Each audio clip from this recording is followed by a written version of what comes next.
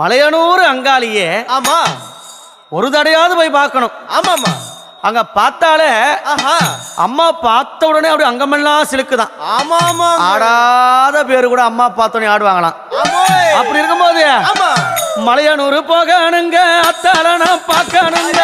மலையனூர் போகணுங்க அத்தாளனா பார்க்கணுங்க. அத்தாள பார்த்ததுமே மருள் வந்து ஆடுதுங்க. மலையனூர் கோவிலில மகிமை பாடுது. மலையனூர் கோவிலில மகிமை பாடுது.